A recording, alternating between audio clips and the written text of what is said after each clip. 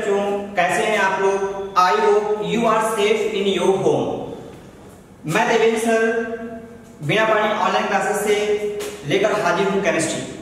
Dear students, पढ़ने से पहले हम लोग कुछ महत्वपूर्ण बिंदुओं के बारे में बात करेंगे। जैसा कि आपको पता है 9th क्लास में आपके जो टोटल लेसन है वो बेटा 4 है। कितने हैं? 4। पहला लेसन मैं आपको पढ़ा चुका हूँ, मैटर इन आवर सराउंडिंग्स। दूसरा लेसन आपका चल रहा है is matter around us pure. अब मैं आपको इसलिए इसको बता रहा हूँ कि पहला लेसन कंप्लीट होने के बाद मैंने आपको कंप्लीट पीडीएफ भेज दी है। मैं उम्मीद करता हूँ कि आप लोगों ने उसको अपने फेयर कॉपी में कर लिया होगा।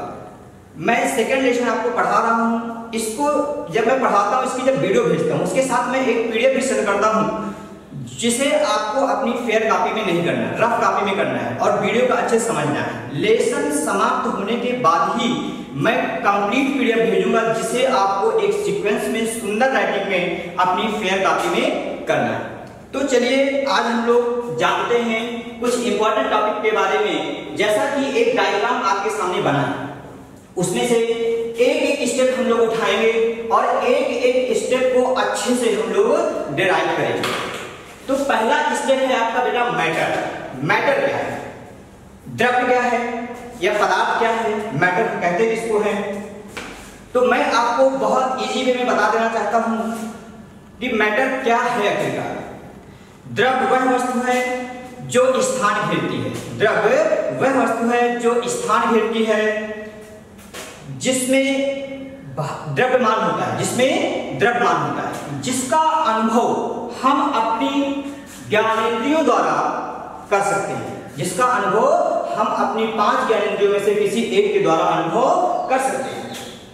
अब आपके मन में एक क्वेश्चन यहां उत्पन्न हो रहा होगा, सर ये ज्ञानेंद्रियां हैं, इंद्रियां हैं, तो ये 5 प्रकार की होती हैं। पहली आपकी होती है दृष्टि, दूसरी होती है श्रवण, तीसरी होती है आपकी गंध, चौथी आपकी होती है स्वाद और 5वां आपका जो होता है वो होता है स्पर्श। मतलब कहने का कि आंख, कान, नाक, जीभ और त्वचा, ये 5 प्रकार की होती है। आपको पता है कि बहुत सारी चीजें ऐसी होती हैं जिसे हम देख नहीं सकते। जैसे वायु है, हवा चलती है, लेकिन हम उसे देख नहीं सकते, किंतु उसको हम महसूस कर सकते हैं। तो किसके माध्यम से? त्वचा के माध्यम से। बहुत सारी चीजें होती हैं जब आती है तो सबसे पहले हम क्या करते हैं? स्मेल करते हैं, गंध के माध्यम से कि इसका टेस्ट कैसा है, सुगंध इसकी अच्छी है कि नहीं। जब हम कोई चीज खाते हैं तो सबसे पहले हम टेस्ट करते हैं। या फिर बहुत सारी चीजें ऐसी हैं जिसे हम देख सकते हैं, मान लीजिए पीठ में कुछ चल रहा है, स्पर्श के माध्यम से पता चलता है। तो इस प्रकार से ये ज्ञानेंद्रियां काम करती है और हम कह सकते हैं कि द्रव्य वह वस्तु है जो स्थान घेरती है, जिसमें द्रव्यमान होता है तथा जिसका अनुभव हम अपनी एक या एक से अधिक ज्ञानेंद्रियों द्वारा कर सकते हैं। उसे हम क्या कहते हैं? द्रव्य कहते हैं, पदार्थ कहते हैं। अब इनका वर्गीकरण किया गया है, क्लासिफिकेशन किया गया है, क्लासिफिकेशन ऑफ मैटर। ये 2 टाइप्स के होते हैं। एक आपका फिजिकल क्लासिफिकेशन होता है और दूसरा आपका केमिकल क्लासिफिकेशन होता है। पहला आपका फिजिकल क्लासिफिकेशन, दूसरा आपका केमिकल क्लासिफिकेशन। सबसे पहले हम लोग डिस्कस करेंगे फिजिकल क्लासिफिकेशन की, भौतिक वर्गीकरण की। किसकी बात करेंगे बेटा? भौतिक वर्गीकरण की बात करेंगे। आखिरकार भौतिक वर्गीकरण क्या है? भौतिक वर्गीकरण के अनुसार पदार्थ को 3 भागों में डिवाइड किया गया है। कितने भागों में डिवाइड किया गया है? 3 भागों। पहला आपका सॉलिड है, दूसरा आपका लिक्विड है, तीसरा आपका गैस है। पहला क्या है? सॉलिड है, ठोस है, दूसरा क्या है आपका? लिक्विड है, तीसरा आपका गैस है। अब इसके पहले भी कई बार आप जान चुके हैं कि ठोस क्या होता है, द्रव क्या होता है और गैस क्या होती है। तो यहां पे सबसे पहले हम डिस्कस करेंगे सॉलिड के बारे में। किसके बारे में डिस्कस करेंगे? सॉलिड के बारे में डिस्कस करेंगे, ठोस के बारे में। तो ठोस के लिए एक हम फिगर बनाएंगे जिसे हम लोग पहले समझेंगे। ये आप ध्यान दीजिएगा, ये ठोस के लिए मैं फिगर बना रहा हूं। ठोस के लिए ये आपका फिगर है। इसमें आप देखेंगे जो इसके पार्टिकल्स हैं वो बहुत ही पास पास है। क्या है? पास पास है। ऐसी ही एक पूरी संरचना ठोस की आपकी होगी। इसके जो पार्टिकल होंगे बेटा बहुत ही पास पास होंगे और इसके मध्य जो इंटरमॉलिक्यूलर फोर्स होगा वो आपका बहुत ही अधिक होगा। क्या होगा? वो बहुत ही अधिक होगा। ये आप फिगर देख रहे हैं सॉलिड का। किसका देख रहे हैं?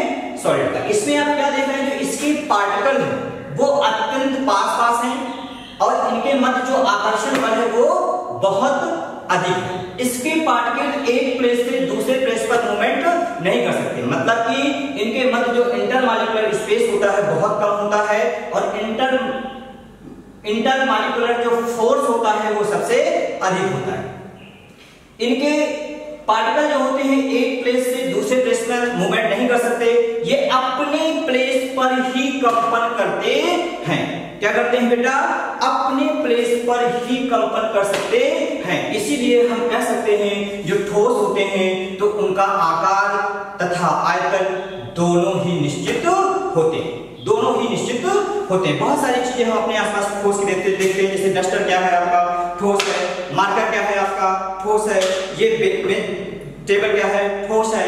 ठीक है। इस प्रकार से बहुत सारी चीजों को हम देखते हैं जो सॉलिड स्टेट में पाई जाती है। अब हम बात करेंगे इससे महत्वपूर्ण निष्कर्ष क्या निकला कि इनका जो आयतन और आकार होता है वो जो दोनों ही निश्चित होता है। इनके मध्य जो इंटरमॉलिक्यूलर फोर्स होता है वो सबसे अधिक होता है और इंटरमॉलिक्यूलर जो स्पेस होता है वो सबसे कम होता है। इसके पार्टिकल अपने ही प्लेस पर मूवमेंट करते हैं, दूसरे प्लेस पर जाने में सक्षम नहीं हो सकते। अर्थात कह सकते कि इनमें बहने का गुण पाया नहीं जाता है। इसी प्रकार से हम डिस्कस करेंगे लिक्विड के बारे में। लिक्विड क्या होता है?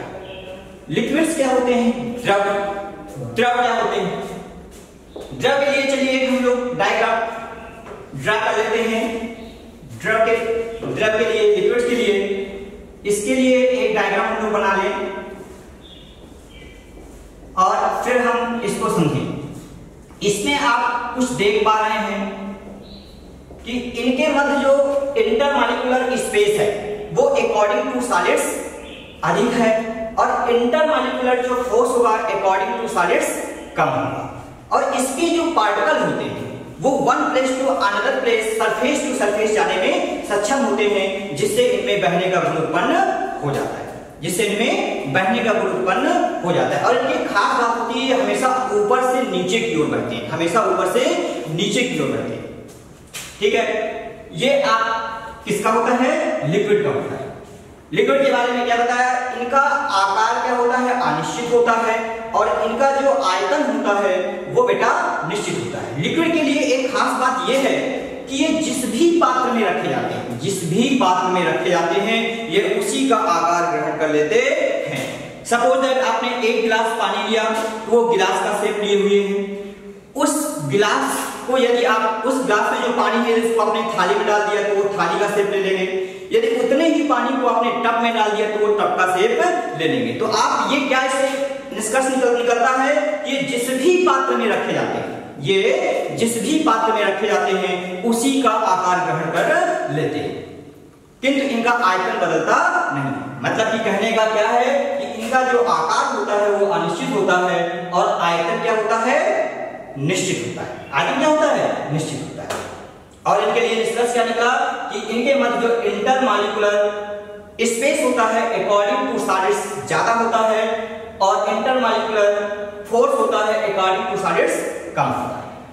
अब हम बात करेंगे द्रव। अब हम बात करेंगे गैस। गैस के लिए बात करेंगे। गैस के लिए हम एक फिगर ड्रा करेंगे, छोटा सा ध्यान दीजिएगा। गैस के पार्टिकल जो होते हैं वो बहुत ही दूर दूर होते हैं। क्या होते हैं? बहुत ही दूर दूर होते हैं। गैस के लिए मतलब कि इनके पार्टिकल होते हैं बहुत दूर दूर होते हैं। या कह सकते हैं कि इनके मध्य जो इंटरमॉलिक्यूलर स्पेस होता है वो क्या होता है? बहुत अधिक होता है और इंटरमॉलिक्यूलर जो फोर्स होता है वो आपका ना के बराबर होता है, निग्जुअल होता है। क्या होता है?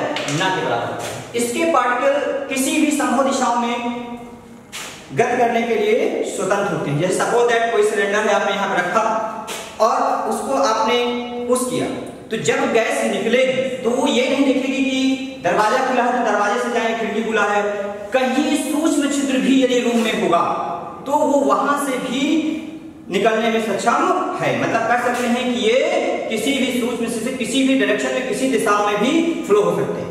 तो क्या कह सकते हैं, इसका मतलब इनका ना ही तो आकार निश्चित होता है और ना ही आयतन निश्चित होता है, ना ही आकार निश्चित होता है ना ही आयतन निश्चित होता है। ये आपके गैसों के लिए था। अब हम लोग आते हैं क्या केमिकल क्लासिफिकेशन में, रासायनिक वर्गीकरण में, जो कि बहुत महत्वपूर्ण है और इसमें कई सारे टॉपिक आपको बहुत अच्छे से पढ़ना है। रासायनिक वर्गीकरण क्या है? रासायनिक वर्गीकरण में मेन दो चीजें होती हैं, एक प्योर सब्सटेंस और दूसरा इम्प्योर सब्सटेंस, जिसे हम मिक्सचर में कहते हैं। प्योर सब्सटेंस क्या होते हैं? शुद्ध पदार्थ क्या होते हैं?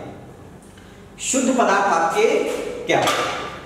शुद्ध पदार्थ वे होते हैं जिन्हें किसी भी भौतिक प्रक्रम द्वारा किसी अन्य द्रव्य में परिवर्तित नहीं किया जा सकता, उसे हम क्या कहते हैं? शुद्ध पदार्थ कहते हैं। क्या कहते हैं? शुद्ध पदार्थ कहते हैं बेटा, प्योर सब्सटेंस कहते हैं। इन्हें दो भागों में वर्गीकृत किया गया है। पहला आपका है एलिमेंट, पहला आपका क्या है? एलिमेंट। दूसरा आपका है कंपाउंड। पहला आपका कौन सा है? एलिमेंट। दूसरा आपका क्या है? कंपाउंड। अब आपके मन में क्वेश्चन उत्पन्न हो रहा होगा, सर एलिमेंट क्या है? सर एलिमेंट क्या है? तत्व क्या है? तत्व क्या है? तो इसकी बहुत सिंपल डेफिनेशन मैं आपको बता देना चाहता हूं। तत्व वे शुद्ध पदार्थ होते हैं जो एक प्रकार के कणों से मिलकर बने होते हैं। तत्व वे शुद्ध पदार्थ होते हैं जो एक प्रकार के कणों से मिलकर बने होते हैं। अब इनके बारे में भी इनको दो भागों में ट्रैक किया गया है। एक आपके नेचुरल एलिमेंट्स होते हैं, प्राकृतिक तत्व होते हैं, दूसरे आपके संश्लेषित तत्व सिंथेसिस एलिमेंट्स होते हैं। अब आपके मन में क्वेश्चन उत्पन्न हो रहा होगा, सर एलिमेंट्स दो प्रकार के, कैसा? नेचुरल और एक सिंथेटिक। नेचुरल क्या होते हैं? प्राकृतिक, जो प्रकृति ने हमें गिफ्ट स्वरूप प्रदान किए हैं उन्हें हम प्राकृतिक तत्व कहते हैं। और जो मानव निर्मित है विभिन्न प्रकार के विधियों से, उसे हम सिंथेटिक कहते हैं, संश्लेषित तत्व कहते हैं। अब आपके मन में क्वेश्चन उत्पन्न हो रहा होगा कि सर कितने एलिमेंट्स आज तक हमको फाइंड है? तो मैं आपको बता देना चाहता हूं, अभी तक जो हमको ज्ञात तत्व हैं वो बेटा 118 है, 118 तत्व है। कितने तत्व हैं? 118 तत्व हमें आज तक ज्ञात है। कितने तत्व? 118 तत्व। इसमें 92 एलिमेंट्स आपके ऐसे हैं। कितने बेटा? 92 एलिमेंट्स आपके ऐसे हैं जो नेचुरल है, प्राकृतिक है, जो प्रकृति ने हमें गिफ्ट स्वरूप प्रदान किए। और उसके अलावा जो 26 एलिमेंट्स आपके ऐसे हैं जो सिंथेटिक है, जो संश्लेषित तत्व है, मानव निर्मित है। तो ये मिला के आपके कितने हो गए? 118 तत्व हो गए। आपको मैं बता देना चाहता हूं, जो प्रकृति में सबसे अधिक मात्रा में धातु पाई जाती है वो एल्यूमिनियम है, और जो अधातु है वो ऑक्सीजन है। ठीक है। अब हम लोग बात करेंगे एलिमेंट्स को, फिर हम लोग तीन भागों में डिवाइड किए हैं, मेटल, नॉन मेटल, मेटलाइट्स। इसको हम लोग बहुत अच्छे से समझेंगे।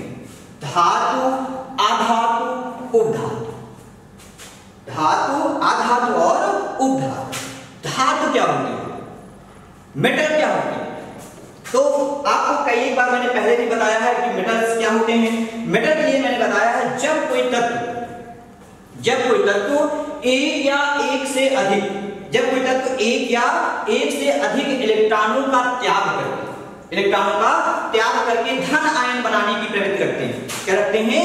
धन आयन बनाने की प्रवृत्ति करते हैं, तो उन्हें हम क्या कहते हैं? धातु कहते हैं। लेकिन एक चीज यहां ध्यान दीजिएगा, हाइड्रोजन को छोड़ करके, हाइड्रोजन यहाँ पे धातु नहीं। ठीक है, ये ध्यान दीजिएगा। अब यहाँ पे हम ऐसे थ्योरी तो बता दी, लेकिन इसको कैसे हम समझेंगे, कैसे त्याग करेगा, क्या होता है त्यागना, तो इसके लिए हम देखेंगे। जैसे सपोज दैट सोडियम ले लीजिए। सोडियम का जो एटॉमिक नंबर होता है बेटा 11 होता है। मैग्नीशियम ले लीजिए, इसका कॉन्फ़िगरेशन करेंगे 2,8,2 करेंगे, 2,8,1 करेंगे। जो मैग्नीशियम आप लेंगे इसका आपका 12 होता है एटॉमिक नंबर, और ये आपका 2,8,2 होता है। इसमें क्या करता है? ये एक इलेक्ट्रॉन त्याग करता है। क्या करता है? एक इलेक्ट्रॉन का त्याग करता है। मैग्नीशियम आपका Mg++ क्योंकि ये 2 इलेक्ट्रॉनों का त्याग करता है। अब आपके मन में क्वेश्चन उत्पन्न हो रहा होगा सर ये त्याग क्यों कर रहा है, त्याग ही क्यों कर रहा है? अगर मान लीजिए कोई चीज ग्रहण करे तो ग्रहण ही क्यों कर रहा है? तो मैं आपको एक शॉर्टकट में बता दूं, प्रत्येक तत्व अपनी 72 कक्षा में, प्रत्येक तत्व अपनी 72 कक्षा में 8 इलेक्ट्रॉन पूरा करने के लिए रासायनिक क्रियाओं में भाग लेता है। प्रत्येक तत्व अपनी 72 कक्षा में 8 इलेक्ट्रॉन पूरा करने के लिए रासायनिक क्रियाओं में भाग लेता है। ये उसी प्रकार से है जैसे सपोज दैट मेरे पास बहुत पैसा है, मेरे पास बहुत पैसा है, मैंने किसी को पैसा दिया, मान सपोज दैट आप बैठे हैं, मैंने आपको पैसा दिया, तो पैसा किसने दिया? मैंने आपको दिया। मैंने सपोज दैट आपको 2 रुपए दिया, तो बड़ा आदमी कौन? मैं हुआ, उतने ही चार्ज मेरे ऊपर बैठ गए।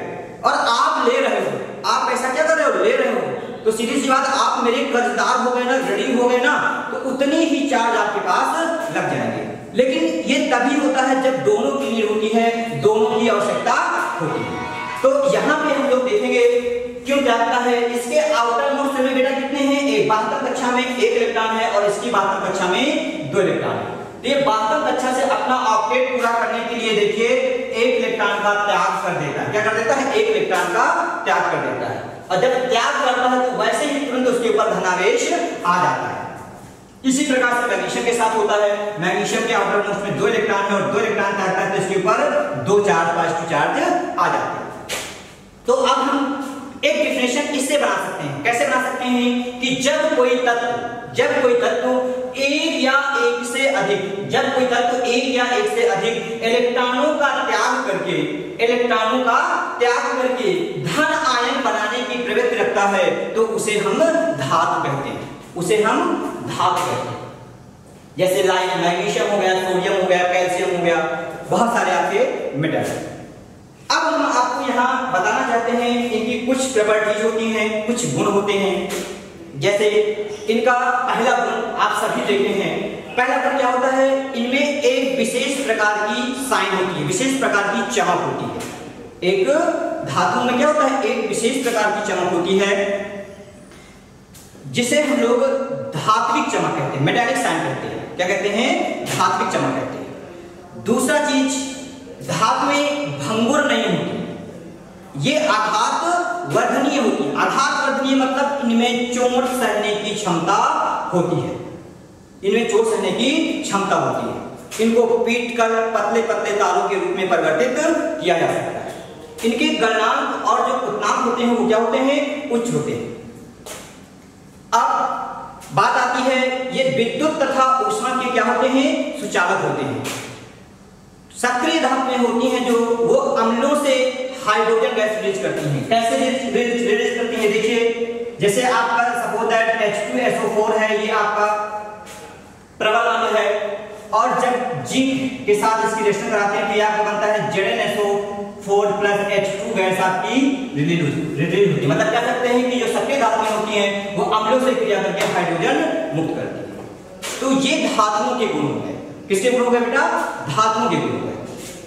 धातुओं के बारे में मैं आपको और बता देना चाहता हूं कि जो मोस्टली धातुएं होती हैं, अधिकांश धातुएं होती हैं वो ठोस अवस्था में पाई जाती है, सॉलिड स्टेट में पाई जाती है। लेकिन मरकरी जिसका प्रतीक आपका बेटा Hg होता है, इसका एटॉमिक नंबर 80 होता है। ये एक आपका ऐसा मेटल है जो समान ताप पर, रूम टेम्परेचर पर, या कह सकते हैं कि 25 डिग्री सेंटीग्रेड ताप पर लिक्विड स्टेट में पाया जाता है, द्रव अवस्था में पाया जाता है। कुछ मेटल ऐसे हैं जो 30 डिग्री सेंटीग्रेड ताप पर द्रव अवस्था में पाए जाते हैं, जैसे कि सीजियम और गैलियम।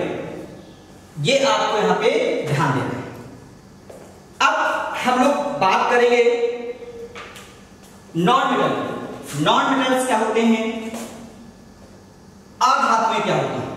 अधातुओं के बारे में भी जस्ट इसी का अपोजिट हम लोग देखेंगे। अधातुएं क्या होती हैं? वे तत्व जो एक या एक से अधिक इलेक्ट्रॉनों को त्याग कर,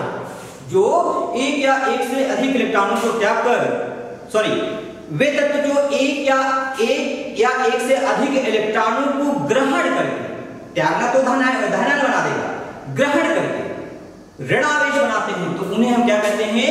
अधातुएं कहते हैं। फॉर एग्जाम्पल के तौर पर हम लोग देखेंगे, जैसे सपोज दैट क्लोरीन हो गया, क्लोरीन का एटॉमिक नंबर बेटा 17 होता है, इसका कॉन्फ़िगरेशन करेंगे तो 2,8,7 हो जाएगा, 2,8,7 हो जाएगा। अब इसको इसके आउटर मोस्ट में कितने इलेक्ट्रॉन बेटा 7, कितने इलेक्ट्रॉन है 7। इसको अपना ऑक्टेट पूरा करने के लिए कितने इलेक्ट्रॉन चाहिए, 1 इलेक्ट्रॉन चाहिए। तो ये क्या करेगा, 1 इलेक्ट्रॉन बेटा गेन करेगा। गेन करने के बाद जैसे ही हम लोग किसी व्यक्ति से किसी से कोई चीज देते हैं तो क्या होता है, हमारे ऊपर कर्ज चढ़ जाता है। उसी प्रकार से जैसे ये 1 इलेक्ट्रॉन ग्रहण करेगा, इसके ऊपर तुरंत एक ऋणावेश आ जाएगा और इसका ऑक्टेट पूरा हो जाएगा। दूसरा एग्जांपल अगर हम लोग देखना चाहें, सल्फर का ले लीजिए। सल्फर का एटॉमिक नंबर बेटा 16 होता है, इसका कॉन्फ़िगरेशन करेंगे 2,8,6 होगा। अब इसके आउटर मोस्ट में 6 इलेक्ट्रॉन, कितने हैं 6 इलेक्ट्रॉन।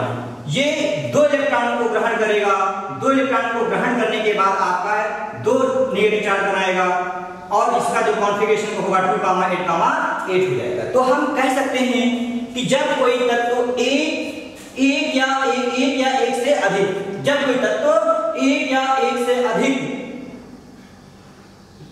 इलेक्ट्रॉनों को ग्रहण करके, 1 या 1 से अधिक इलेक्ट्रॉनों को ग्रहण करके ऋणावेश बनाता है, तो उन्हें हम क्या कहते हैं, नॉन मेटल कहते हैं, आधात्म्य कहते हैं। ये आपके तीनों अवस्था में पाई जाती है, ठोस, द्रव तथा गैस में। ठोस, द्रव तथा गैस में। सल्फर वगैरह आपका सॉलिड स्टेट में होता है, जो आपका ऑक्सीजन हो गई, नाइट्रोजन जो गैसेस हैं वो आपकी गैसेस स्टेट में होती है। ब्रोमीन इसमें एक ऐसा नॉन मेटल है, Br। ब्रोमीन एक आपका ऐसा नॉन मेटल है जो लिक्विड स्टेट में पाया जाता है, रूम टेम्परेचर पर लिक्विड स्टेट में पाया जाता है। अब बात आती है इनकी प्रॉपर्टीज क्या होती है, आधात्मों की गुण क्या होते हैं। तो इसमें मैं आपको बता देना चाहता हूं, इनमें कोई विशेष प्रकार की चमक नहीं पाई जाती है, इनमें कोई विशेष प्रकार की चमक नहीं पाई जाती है आयोडीन और हीरा को छोड़कर।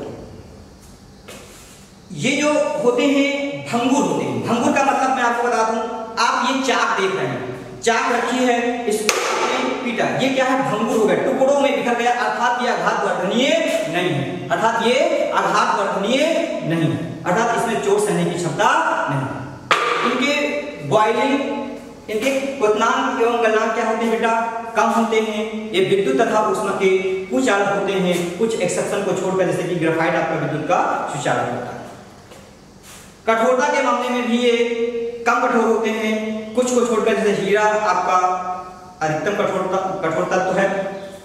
तो इस प्रकार से हम इसके गुणों के बारे में कह सकते हैं।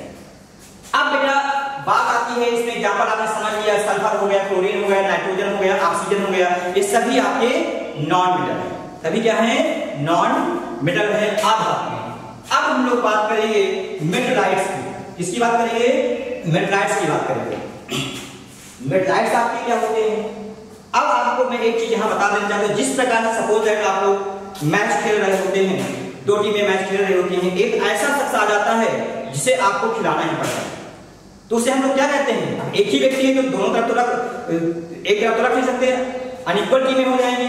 तो क्या करेंगे बेटा, आप इधर भी खेल लो और इधर भी खेल लो, तो क्या कहलाता है, कॉमन कहलाता है। तो वही काम आपका मेटलाइट्स का होता है, उपधातुओं का होता है। मतलब कह सकते हैं कि जिनमें विशेष परिस्थितियों में धातुओं और अधातुओं दोनों के गुण एग्जिस्ट करते हैं, दोनों की प्रॉपर्टीज पाई जाती हैं, उन्हें हम क्या कहते हैं, उपधातु कहते हैं। इसके प्रमुख एग्जाम्पल जो आपके हैं, इसके जो महत्वपूर्ण एग्जाम्पल है बेटा, वो आपके आर्सेनिक हो गया, एंटीमनी हो गया, सिलिकॉन हो गया, ये आपके इसके महत्वपूर्ण एग्जाम्पल है। तो आपने क्या देखा बेटा, मेटल के बारे में पढ़ा, नॉन मेटल के बारे में पढ़ा, मेटलाइट्स के बारे में पढ़ा। अब हम लोग बात करेंगे कंपाउंड की बात करेंगे। किसकी बात करेंगे, कंपाउंड की बात करेंगे, यौगिक की बात करेंगे। यौगिक हमारे क्या होते हैं, यौगिक वे शुद्ध पदार्थ होते हैं जो 2 या 2 से अधिक तत्वों या परमाणुओं को मिलाने पर बनते हैं। यौगिक वे शुद्ध पदार्थ होते हैं जो 2 या 2 से अधिक तत्वों या परमाणुओं को मिलाने पर बनते हैं। इन अदर वर्ड्स में कह सकते हैं, दूसरी डेफिनेशन के दे सकते हैं कि यौगिक वे शुद्ध पदार्थ होते हैं यौगिक वे शुद्ध पदार्थ होते हैं जो भार के एक निश्चित अनुपात में उपस्थित होते हैं। फॉर एग्जाम्पल हम लोग दे सकते हैं, जैसे आपने लिया H2O, इसका एटॉमिक वेट जो होता है वो आपका 1 होता है और ऑक्सीजन का कितना होता है 16, लेकिन हमारे पास यहाँ पे हाइड्रोजन है कितना, 2 है, तो यहाँ पे हम 2 से मल्टीप्लाई कर देंगे तो ये क्या हो जाएगा 2:16। इसको थोड़ा सा हम लोग सॉल्व करेंगे, ये हो जाएगा 1:8। इसका कहने का मतलब ये है कि जब भी जल बनेगा उसका जो रेशियो होगा हाइड्रोजन और ऑक्सीजन का वो 1:8 होगा, 1:8 होगा। इसी प्रकार से बहुत सारे यौगिक जो बनते हैं वो एक निश्चित भार अनुपात में संयुक्त होने पर बनते हैं और ये भी आपके क्या है शुद्ध पदार्थ। इसके बाद आप देखोगे कंपाउंड को मैंने 2 भागों में डिवाइड किया है, एक आपका होता है इनऑर्गेनिक कंपाउंड और दूसरा होता है आपका ऑर्गेनिक कंपाउंड। इनऑर्गेनिक कंपाउंड क्या होता है? इनऑर्गेनिक कंपाउंड आपको मैं बता दूं बहुत सिंपल परिभाषा में, जब दो या दो से अधिक तत्वों को संयुक्त करने पर जो यौगिक बनता है उन्हें इनऑर्गेनिक कंपाउंड कहते हैं, लेकिन उसमें एक खास बात होती है कि उसमें कार्बन उपस्थित नहीं होता है, उसमें कार्बन उपस्थित नहीं होता है। इन्हें क्या कहते हैं? अकार्बनिक यौगिक कहते हैं। इनका नाम ही क्लियर है, अकार्बनिक यौगिक कहते हैं, कुछ एक्सेप्शन को छोड़कर। अब अकार्बनिक में जैसे आप ले लीजिए अमोनिया ले लीजिए, सोडियम क्लोराइड ले लीजिए, इसमें कहीं भी आपको कार्बन की उपस्थिति दिखाई नहीं देती। अब हम लोग बात करेंगे ऑर्गेनिक कंपाउंड की। सिंपल सी बात है, ऑर्गेनिक कंपाउंड क्या होते हैं? वे यौगिक जिनके निर्माण में कार्बन की उपस्थिति होती है, जो कार्बन से मिलकर बनने वाले यौगिक होते हैं उन्हें हम कार्बनिक यौगिक कहते हैं, ऑर्गेनिक कंपाउंड्स कहते हैं। कुछ को छोड़कर, जैसे कार्बोनेट बाइकार्बोनेट को छोड़कर। इसमें से जो एग्जांपल आप दे सकते हैं बहुत सारे, जैसे मेथेन आपका एक कार्बनिक यौगिक है, एसिटिक एसिड आपका एक कार्बनिक यौगिक है, बहुत सारे दे सकते हैं। तो ये आपके कार्बनिक यौगिक के बारे में बताते हैं। अब हम लोग बात करेंगे इम्प्योर सब्सटेंस या मिक्सचर की बात करेंगे। इम्प्योर सब्सटेंस या मिक्सचर की बात करेंगे। इसके लिए मैं आपको बता देना चाहता हूं इम्प्योर सब्सटेंस क्या होता है या मिक्सचर क्या होता है, अशुद्ध पदार्थ क्या होता है या मिश्रण क्या होता है। 2 या 2 से